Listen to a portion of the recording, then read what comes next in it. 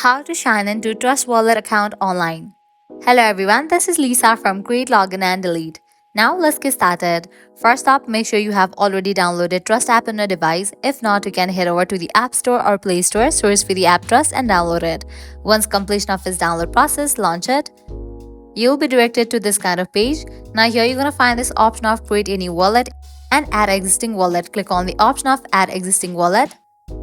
Now type in your passcode over here. Confirm your passcode. Different options will appear. Head towards any of the options that you have used to create your account. Now go ahead and select the network. Now type in your secret phrase over here and then click on Restore Wallet. With that, you will be logged into your account. Well, this way you can easily sign into Trust Wallet account online. At the end, if you guys find this video helpful, don't forget to like, share and subscribe to our channel. Thanks for watching.